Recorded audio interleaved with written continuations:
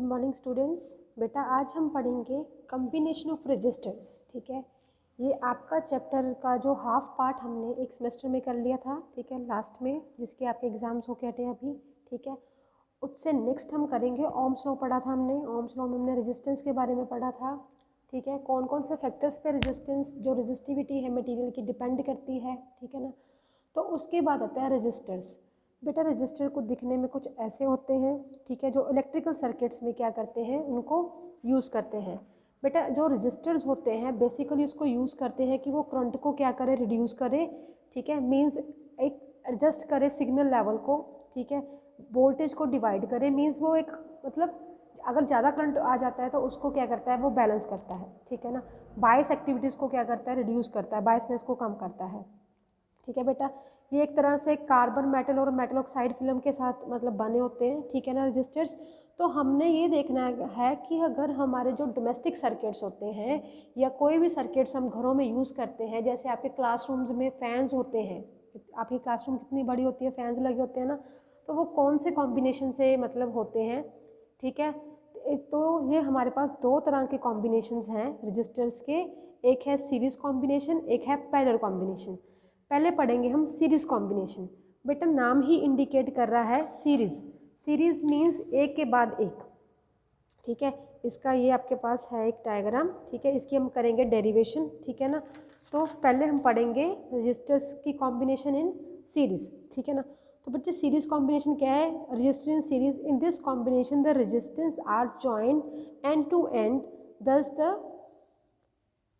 second end of each resistor is joined to the first end of the next resistance and so on। ठीक है, क्या करना है हमने, एक सपोज मेरे पास एक रजिस्टर है, मैं आपको दिखाती हूँ। ठीक है, क्या देखो, ये मेरे पास एक डायग्राम है जो मैंने बनाया था। ठीक है, इसमें क्या करना है आपको, ये मेरे पास क्या है, रेजिस्टेंस R1 है। ठीक है ना, इसका जो टर्मिनल है ये वाला और ये वाला, इसके बच्चे एक टर्मिनल के साथ दूसरे रेजिस्टेंस का टर्मिनल जोड़ना है, मींस सेकंड टर्मिनल के साथ R2 का फर्स्ट रेजिस्टेंस टर्मिनल क्या है, ज्वाइन करना है। ऐसे R2 के साथ R3 का टर्मिनल फर्स्ट ज्वाइन करना है। ठीक है, ऐसे इसको बोलते हैं हम सीरीज में। ठीक है, लाइन में लगा देना कहते हैं इसको। सीरीज में हमने क्या है कर दिया, रेजिस्टेंस को क्या कर दिया है, एडजस्ट कर दिया है। ठीक है बेटा, ज्वाइन कर दिया हमने। अब क्या करना था, first end of the first resistance and the second end of the last resistance are connected to the cell. अब हमने क्या करना है, जो फर्स्ट एंड है ये वाला, इसको, और जो रेजिस्टेंस का लास्ट एंड है इसको हमने बैटरी के साथ या सेल के साथ क्या कर देना है, कनेक्ट कर देना है। ठीक है बेटा, ठीक है। अब इस कॉम्बिनेशन में क्या होगा, कहते हैं करंट आई क्या कर रहा है, फ्लो कर रहा है। कौन सा करंट फ्लो कर रहा है, आई। ठीक है, तो बच्चे सीरीज कॉम्बिनेशन में आई करंट जब फ्लो करेगा, ठीक है, तो वो R1 में भी आई रहेगा, R2 में भी आई रहेगा, R3 में भी क्या रहेगा, आई। ठीक है ना, तो सिंपल इसमें कौन सा करंट फ्लो करेगा, आई करंट फ्लो कर रहा है। ठीक है, सेम करंट मीन्स फ्लो करेगा थ्रू आउट द रेजिस्टेंस। ठीक है ना, अब क्या करना है बेटा, हमने क्या है, इनकी इक्विवेलेंट रेजिस्टेंस फाइंड करनी है कि टोटल रेजिस्टेंस कितनी है इसमें। ठीक है ना, तो अब हमने क्या करना है, कहते हैं करंट क्या है, करंट सेम रह रहा है। ठीक है, पूरे कॉम्बिनेशन में करंट क्या है, बिल्कुल सेम है। ठीक है ना, बट जो वोल्टेज है वो डिवाइड हो रही है। ठीक है ना, वोल्टेज यहाँ पे V1 होगी, यहाँ पे V2 होगी, यहाँ पे क्या होगी, V3। ठीक है बेटा, हम वोल्टेज को क्या करते हैं, हमेशा पैरेलल में ही कनेक्ट करते हैं। क्यों, क्योंकि वोल्टेज को पैरेलल में कनेक्ट करने का यही फ़ायदा है कि शॉर्ट सर्किटिंग से बचाता है एक तो। ठीक है ना, ठीक है बेटा, ठीक है, शॉर्ट सर्किटिंग से बचाता है, इसीलिए हम जो पैरेलल में लगाते हैं, ठीक है, वोल्टेज को हमेशा पैरेलल कॉम्बिनेशन में लगाते हैं, और एमीटर को हम ऑलवेज सीरीज में लगाते हैं। यह बात आपको ध्यान में रखनी होगी। ठीक है, इसका क्वेश्चन भी आ जाता है। ठीक है, तो बेटा क्या करेंगे, हर रेजिस्टेंस की अपनी अपनी क्या होगी, वोल्टेज होगी, मीन्स हर रेजिस्टेंस की अपनी अपनी क्या होगी, पोटेंशियल डिफरेंस क्या होगा, अपना अपना होगा। ठीक है ना, सपोज कर लो R1 का पोटेंशियल डिफरेंस कितना है, V1 है, R2 का V2 है, R3 का V3 है। ठीक है ना, अब हमने कर सपोज कर लिया कि जो आई करंट है वो क्या है, पूरा फ्लो कर रहा है रेजिस्टेंस में से, तीनों रेजिस्टेंस में से आई करंट क्या कर रहा है, फ्लो।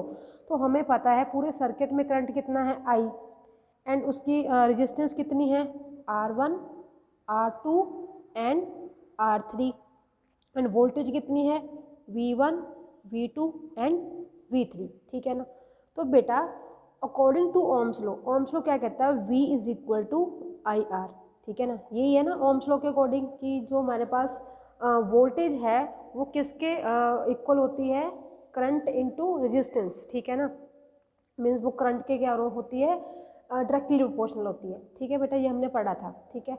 तो अगर हम ऐसे ही V1 V2 V3 की वैल्यू लिख दे तो हमारे पास क्या आ जाएगा, V1 is equal to I R one क्यों लिया मैंने, क्योंकि रेजिस्टेंस की वैल्यू भी क्या है अपनी अपनी, सपोज यहाँ पे 2 ओम आ गया, यहाँ पे 3 है, यहाँ पे 5 ओम है, तो रेजिस्टेंस की वैल्यू क्या है, अलग अलग है, वोल्टेज भी क्या है, अलग अलग है, ठीक है ना। और मेरे पास ये V3 V2 किसके इक्वल आ जाएगा, आई आर टू के इक्वल, और V3 is equal to I R three, ठीक है बेटा।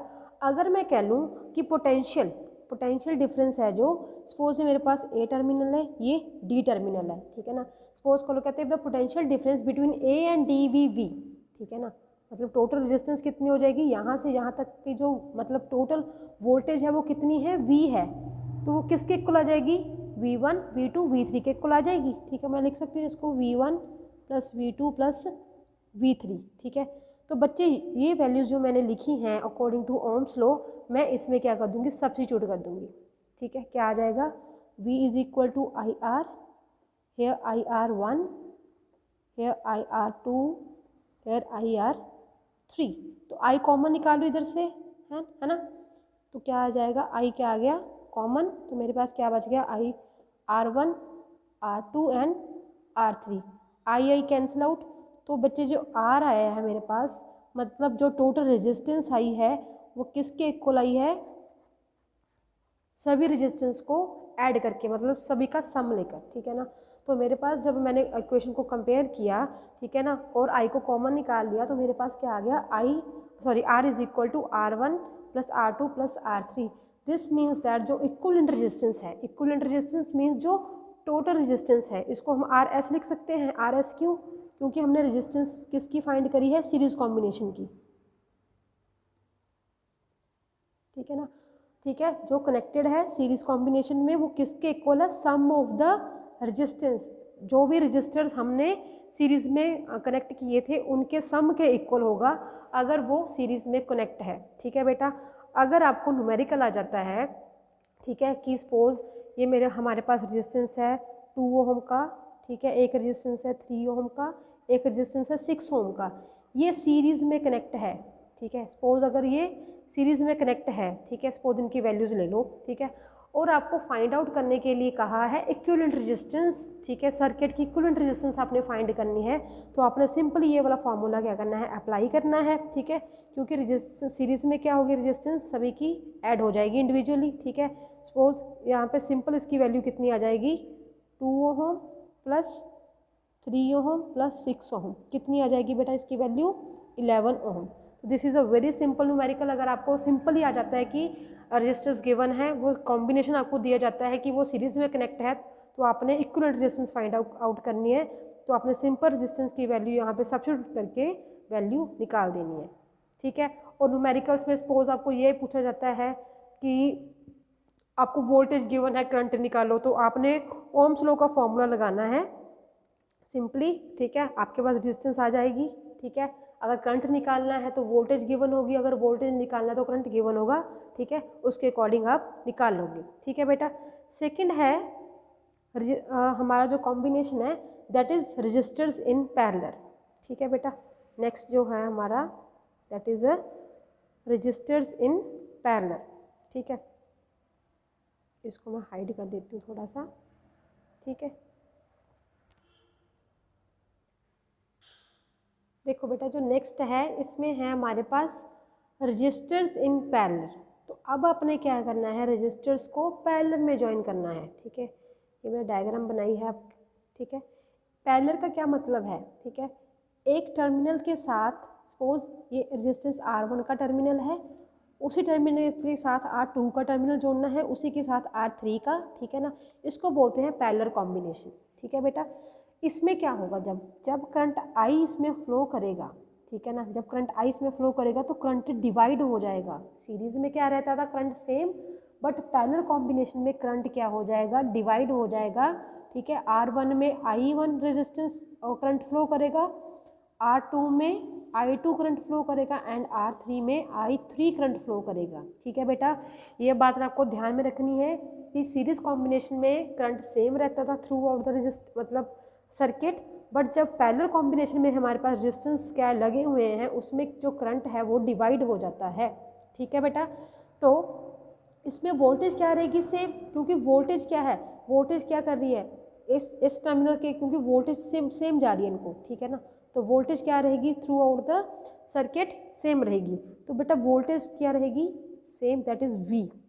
और जो करंट है I वो किसके इक्वल हो जाएगा, टोटल करंट, क्योंकि टोटल करंट I है ना, तो वो कैसे डिवाइड हो रहा है I1 I2 एंड I3। ठीक है ना, तो वो कैसे डिवाइड हो रहा है I1 I2 I3। तो हमें पता है जो रेजिस्टेंस है वो भी क्या है R1 है, R2 है एंड R3, 3 रेजिस्टेंस है। ठीक है ना, वोल्टेज क्या है थ्रू आउट द सर्किट क्या है सेम है। ठीक है ना बेटे, according to Ohm's law V is equal to क्या है IR, तो यहाँ से हम I की वैल्यू निकाल सकते हैं, that is V upon R। ठीक है ना, तो सिमिलरली हमने सभी की वैल्यूज निकाल लेनी है। I1 की क्या आ जाएगी V upon R1 and I2 is equal to V upon R2 and I3 is equal to V upon R3। तो ये वाली वैल्यूज़ है जो हमने इस इक्वेशन में क्या कर देनी है, सब्स्टिट्यूट कर देनी है। ठीक है, क्योंकि इसमें उसमें क्या था सीरीज कॉम्बिनेशन में वोल्टेज ठीक है अलग अलग थी, वोल्टेज डिवाइड हो रही थी, बट इसमें करंट डिवाइड हो रहा है। ठीक है, करंट क्या है 3 पार्ट्स में डिवाइड हो, क्योंकि 3 रेजिस्टेंस है जो हमारे पास वो पैरेलल में कनेक्ट है। ठीक है, तो इसमें हम वैल्यू सब्स्टिट्यूट करेंगे। I की वैल्यू क्या है V अपॉन R, I1 की क्या है V upon R1, V upon R2, V upon R3। इसमें से हम क्या करेंगे V को कॉमन निकाल के काट देंगे। ठीक है ना, V को क्या निकालिए कॉमन, और हमारे पास आ गया RP मीन्स पैरेलल में।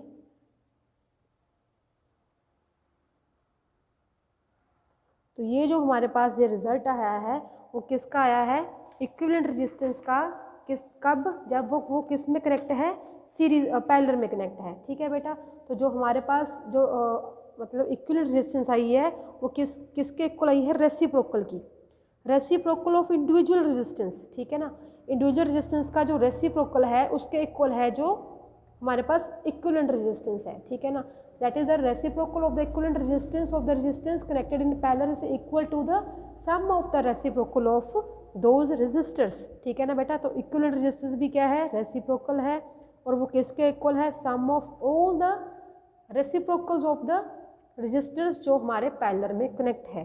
तो ये जो दो रिजल्ट हैं आपके, ठीक है ना, ये आपके हैं सीरीज और पैरेलल कॉम्बिनेशन के। ठीक है, ये आपके बुक में भी है ये सेम।